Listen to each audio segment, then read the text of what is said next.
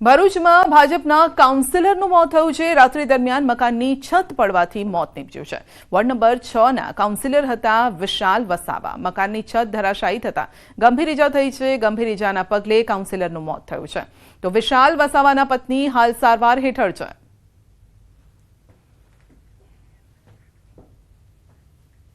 ભાવનગર મહાનગરપાલિકાએ દબાણકર્તાઓ વિરુદ્ધ બોલાવી છે તવાઈ। કુંભારવાડા વિસ્તારમાં શરૂ કર્યું છે મેગા ડિમોલિશન। ઘડેચી શુદ્ધિકરણ પ્રોજેક્ટને અડચણરૂપ 811 જેટલા આવાસો તોડવાની કામગીરી કરાઈ છે।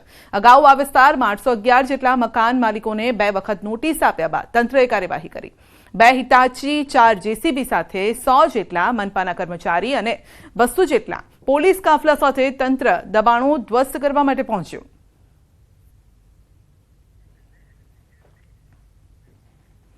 જૂનાગઢમાં હવે તસ્કરોના નિશાન પર મંદિરો આવ્યા છે। દાતાર રોડ પર આવેલા મામાદેવના મંદિરમાં ચોરી કરી છે અને તસ્કરો ફરાર થઈ ગયા। મંદિરમાંથી 6000 રોકડ તેમજ પિત્તળના હારની ચોરી કરી છે। તસ્કરોએ મંદિરનું ગ્રીલનું તાળું તોડી દાનપેટીમાંથી રોકડની ચોરી કરી છે। મંદિરનું ગ્રીલ તોડતા તસ્કરો સીસીટીવીમાં કેદ પણ થયા છે। પોલીસે આ સીસીટીવીના આધારે તસ્કરોનું પગેરું મેળવવા માટે તપાસ હાથ ધરી।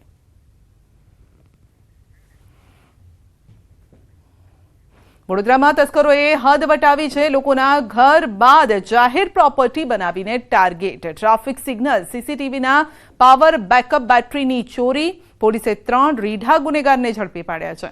ચોરી કરેલો 12 લાખનો મુદ્દામાલ પણ જપ્ત કર્યો છે।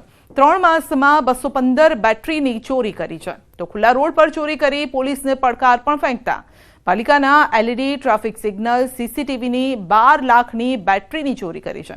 તો છેલ્લા 3 માસમાં અલગ અલગ ઝોનમાંથી 215 બેટરીની કરી હતી ચોરી। અકોટામાં સૌથી વધુ 4 લાખની 80 બેટરી ચોરી છે। ચકલી circle, racecourse circle, Natubhai circle, Ambedkar circle સહિત અલગ અલગ વિસ્તારમાંથી ચોરી કરતા હતા। પાલિકાના કર્મચારીઓ દ્વારા 7 પોલીસ મથકમાં નોંધાવી હતી ફરિયાદ, અને ત્યારે હાલ તો પોલીસ તપાસમાં મોટા ખુલાસા પણ થઈ શકે છે। વડોદરામાંથી ઝડપાયો છે મોટો કૌભાંડી। મૂળ જયપુરનો કપિલ કલ્યાણજી ઝડપાયો છે। મુંબઈની ન્યૂ ઇન્ડિયા બેંકમાં કરી હતી ઠગાઈ। આરોપી મેનેજરે 122 કરોડનું કર્યું હતું કૌભાંડ, અને વડોદરા ક્રાઇમ બ્રાન્ચે આરોપીને દબોચ્યો છે। આરોપીને મુંબઈની દહીસર પોલીસને સોંપાયો છે। આરબીઆઈની તપાસમાં ઉચાપતની વિગતો બહાર આવતા ગુનો પણ નોંધાયો છે।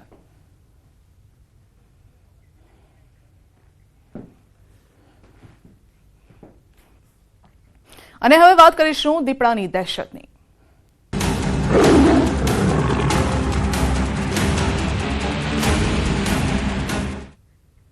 નવસારીના ગ્રામ્ય પંથકમાં દીપડાનો હુમલો। ખેતરમાં કામ કરતા યુવક પર દીપડો ત્રાટક્યો છે। નાગધરા ગામે યુવક પર હુમલો કર્યો છે। યુવકને માથું, હાથ, છાતીના ભાગે ઈજા થઈ છે। ઘાયલ યુવકે ચીસો પાડતા દીપડો ભાગી છૂટ્યો। યુવકને સારવાર માટે હોસ્પિટલમાં ખસેડાયો છે।